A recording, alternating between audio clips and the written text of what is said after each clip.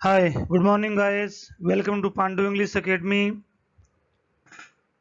आज हम class 8th के फोर्थ लेसन का थर्ड वीडियो एग्रीकल्चर के रिगार्ड में स्टडी करेंगे। इसके पहले हमने एग्रीकल्चर क्या होती है, एग्रीकल्चर के पहले क्या क्या किया जाता है, एग्रीकल्चर को करने के लिए क्या क्या प्रिपरेशन चाहिए होती है, क्या उसका इनपुट होता है, क्या उसकी प्रोसेस होती है, क्या उसका आउटपुट होता है, एग्रीकल्चर किस तरह की इंडस्ट्री में आती है ना।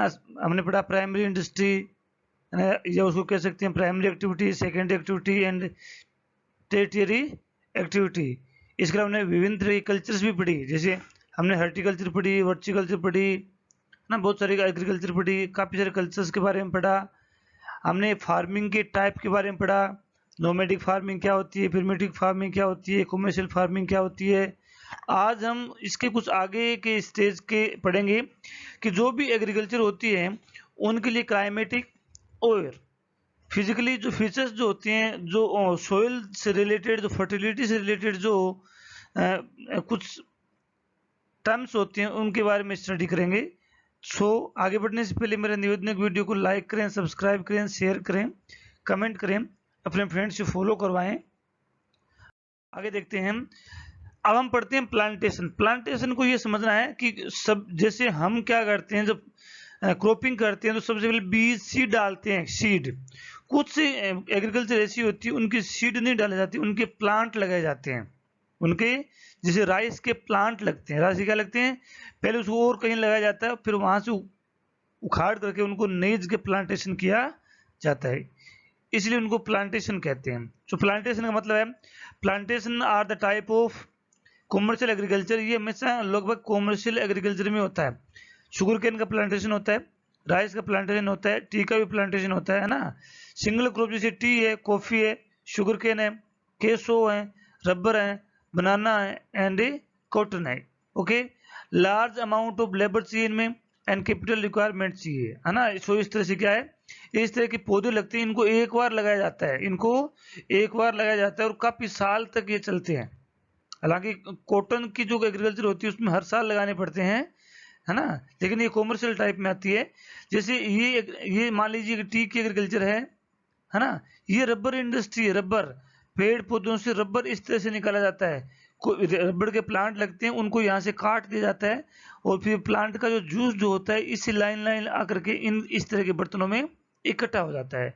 सो इनसे क्या होता है, रबर क्रिएट होता है। सो इसमें काफी लेबर चाहिए होती है और कैपिटल भी रिक्वायरमेंट होती है। आगे हम पढ़ते हैं। The development of a transport network is thus essential for such farming. अब कॉमर्शियल फार्मिंग की सबसे बड़ी बात यह है कि इसमें ट्रांसपोर्टेशन चाहिए। अगर ट्रांसपोर्टेशन नहीं है तो ये सक्सेस नहीं है। क्योंकि जैसे हमने शुगर केन की एग्रीकल्चर की, अगर शुगर केन को हम काफी दिनों तक घर पर रख लेंगे तो जो शुगर केन जो होता है, जो शुगर केन की जो स्टिक होती है वो सूख जाएगा, उसमें जो जूस की जो क्वांटिटी है वो कम हो जाएगी, तो वहीं खत्म हो जाएगा। ऐसे टी है, कॉफी है, इनके लिप्स खत्म हो जाएंगे। सो इनको जैसे ही हम क्रॉपिंग करते हैं, जैसे हम हार्वेस्टिंग करते हैं, इनको हाथों हाथ मार्केट में भेजना जरूरी होता है, अदरवाइज ये सक्सेस नहीं हो पाते हैं। सो इनके ट्रांसपोर्टेशन सबसे इंपॉर्टेंट है। आगे देखते हैं। Major plantations are found in tropical region से। ट्रॉपिकल रीजन को समझिए आप, वो क्षेत्र जहां पर temperature throughout the year high रहता है, इक्वेटर के आसपास। ट्रॉपिकल का मतलब है इक्वेटरल एरिया, जिसमें ट्रॉपिक ऑफ कैंसर और ट्रॉपिक ऑफ कैप्रिकॉर्न का जो क्षेत्र है, उन दोनों के अंदर के बीच वाला जो क्षेत्र होता है उसको ट्रॉपिकल क्षेत्र कहते हैं। उनमें एग्रीकल्चर की जाती है। Rubber in Malaysia, coffee in Brazil, T in India and Sri Lanka में जनरेट या प्रोडक्शन की जाती है। इस तरह से हमें इनको पढ़ना है। सो जैसे दिस इज द, ये बनाना की एग्रीकल्चर है और हाँ बनाना की एग्रीकल्चर है ये। तो इस तरह के बनानाज के एक बार प्लांट लगते हैं, वो ये काफी साल तक प्रोडक्शन देते रहते हैं। आगे देखते हैं राइस। अब हम सीक्वेंस वाइज पढ़ेंगे। राइस के लिए क्या टेम्परेचर चाहिए, क्या क्या इसकी रिक्वायरमेंट होती है, क्या क्या इसका क्लाइमेट होता है, कैसे इसका प्रोडक्शन होता है, इस सब के बारे में पढ़ेंगे। Rice is the major food crop in the world.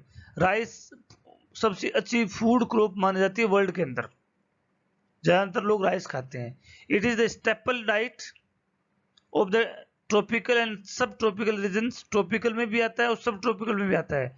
मतलब पूरी अर्थ के 99% पॉपुलेशन के अंदर राइस है, क्योंकि सब ट्रॉपिकल के बाद में फ्रोजन जोन आ जाता है, पोलर जोन आ जाता है, उसके अंदर एग्रीकल्चर होती ही नहीं है। तो जितनी भी एग्रीकल्चर होती है, जितने भी लोग रहते हैं वो लगभग राइस का यूज करते हैं। राइस के लिए हाई टेम्परेचर चाहिए होता है, ध्यान से पढ़ें, हाई टेम्परेचर चाहिए होता है इसके लिए, है ना, क्योंकि इनको गर्मियों में बीजा जाता है। एंड ह्यूमिडिटी चाहिए होती है और रेनफॉल अच्छी चाहिए होती है। राइस की एक बात है, इसको पानी बहुत मात्रा में चाहिए होती है। राइस की ग्रोपिंग तभी होती है जब राइस के अंदर पानी भरा रहता है। जिन क्यारियों में, जिन क्षेत्रों में राइस लगाए जाते हैं उनमें पानी हमेशा भरा हुआ रहता है। तो पानी या तो हम रेनफॉल से ले सकते हैं या हमारे पास में इरिगेशन सिस्टम होना चाहिए। सोइल इसके लिए एल्यूवियल क्ले सोइल चाहिए। एल्यूवियल को मैंने कई बार बताया, वो मिट्टी जो नदियों के साथ में बह करके आती है। नदी जब बहती है तो अपने साथ कुछ मिट्टी लेके आती है ना, जो से गंगा यमुना या हम कह सकते हैं यूपी बिहार पंजाब हरियाणा का जो मैदान है वो एल्यूवियल सोइल का है। क्योंकि यहाँ पर आज नहीं, आज से मिलियंस ईयर पहले नदियां बहा करती थी, जब उन्हें बाढ़ आती थी तो उनकी मिट्टी आसपास के क्षेत्रों में जमा हो गई थी, तो उनको एल्यूवियल सोइल कहते हैं। टू रिटेन वाटर, क्योंकि ये पानी को बनाए रखती है, पानी को रिटेन रखती है। प्रोडक्शन चाइना में होता है, इंडिया में होता है राइस का, जापानीज में होता है, श्रीलंका में होता है, इजिप्ट में इनका, अच्छा और भी बहुत सारी कंट्रीज में होता है, लेकिन मेजर कंट्रीज यही है। तो राइस के लिए क्या होता है, अच्छी रेनफॉल चाहिए, हाई टेम्परेचर चाहिए, ह्यूमिडिटी चाहिए और सोइल एल्यूवियल सोइल या क्ले सोइल चाहिए। ये इसकी बातें इंपॉर्टेंट है जो हमें हमेशा ध्यान में रखनी है। ये इस तरह से राइस का प्रोडक्शन होता है। जहाँ भी राइस हम प्लांट करते हैं वो क्षेत्र पानी से भरा हुआ होना बहुत जरूरी है। इस तरह से इनकी क्यारियां बनी हुई होती है, इनमें पानी हमेशा भरा हुआ रहता है। आगे देखते हैं वीट, गेहूं की फसल कैसे होती है। Wheat requires moderate temperature, wheat के लिए मॉडरेट टेम्परेचर चाहिए। जैसे हम सब जानते हैं मॉडरेट क्यों है, क्योंकि वीट जो होती है ना, वीट की एग्रीकल्चर विंटर सीजन में होती है। लगभग अक्टूबर नवंबर में, नवंबर के बाद में इसकी एग्रीकल्चर करनी शुरू करते हैं लोग, है ना। तो नवंबर के अंदर अपने यहाँ क्या हो जाता है, सर्दियां जाती है, तो टेम्परेचर कम चाहिए होता है। ध्यान दे, टेम्परेचर कम चाहिए होता है, तो सर्दियों में अपनी यहाँ बारिश भी कम होती है, तो इसको पानी की मात्रा भी कम चाहिए होती है। तो इस तरह से इसको रिलेट करें, इसको सीजन के साथ रिलेट करें। Wheat requires moderate temperature, rainfall कम रेनफॉल चाहिए, मॉडरेट रेनफॉल चाहिए, क्लाइमेट ब्राइट सनशाइन होना चाहिए at the time of harvesting. कब इसकी कटाई कब होती है, जब मार्च का मंथ, अप्रैल का मंथ आता है, उसमें सनशाइन अच्छा होता है।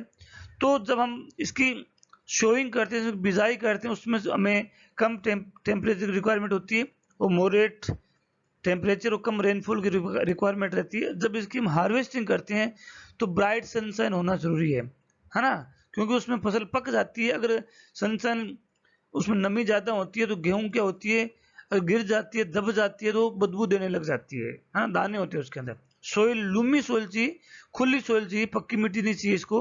प्रोडक्शन यूएसए में होता है, कनाडा में होता है, अर्जेंटीना में होता है, रशिया में होता है, यूक्रेन में होता है, ऑस्ट्रेलिया में होता है और इंडिया में इसका प्रोडक्शन होता है।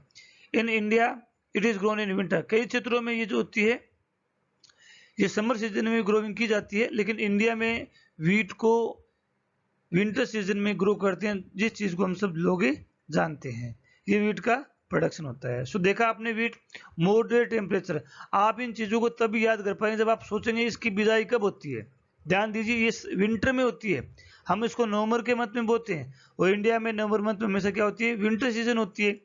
तो इसका मतलब बिजाई के समय कम टेम्परेचर, कम रेन।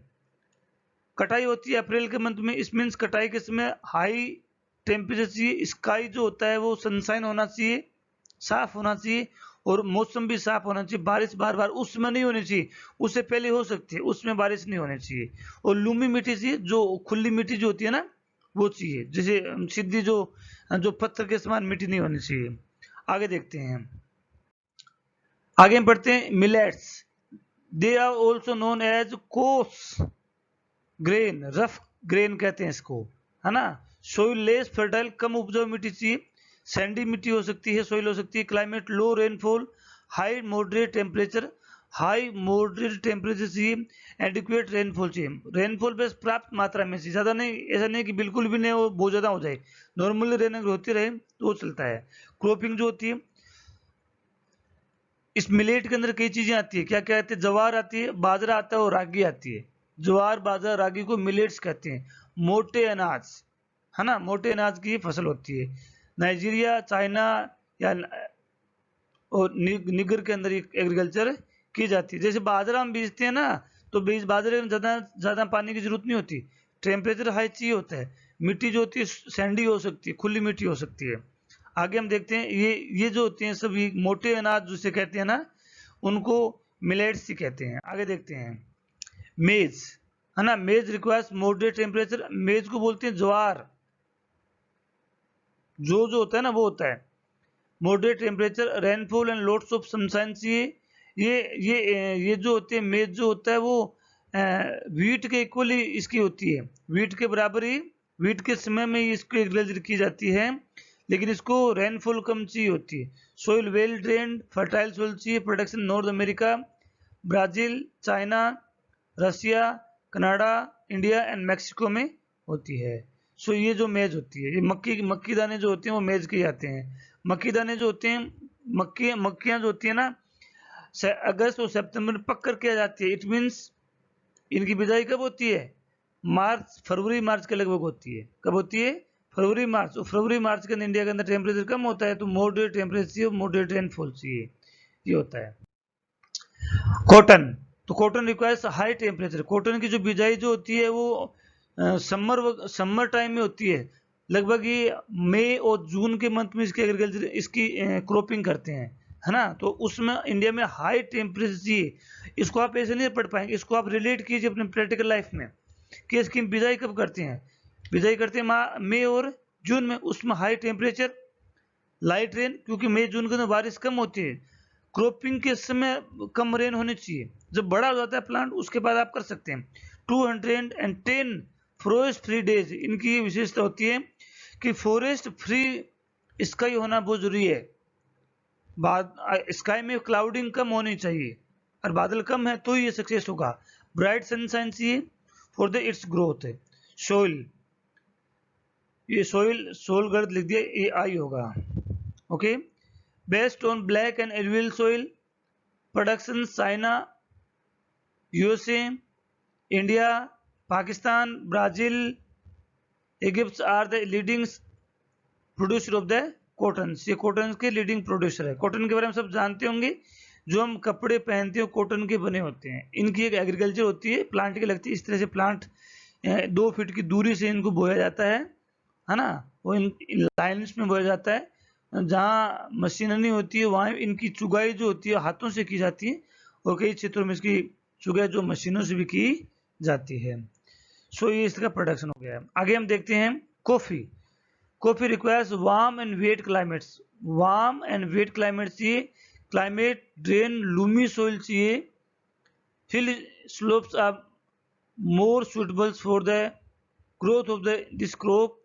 कॉफी के लिए हिल के स्लोप्स जो होते हैं वो ज़्यादा अच्छे होते हैं, क्योंकि कॉफी और टी के प्लांट में पानी ठहरना नहीं चाहिए, पानी हाथ निकल जाए, अगर पानी ठहरता है तो उनकी जड़ें खत्म हो जाती है। प्रोडक्शन ज़्यादातर कॉफी ब्राजील में होती है, कोलंबिया एंड इंडिया के अंदर भी होती है। सो इस तरीके से ये हम कर सकते हैं। ये कॉफी के प्लांट है, कॉफी के प्लांट रेड होते हैं। आगे हम देखते हैं टी।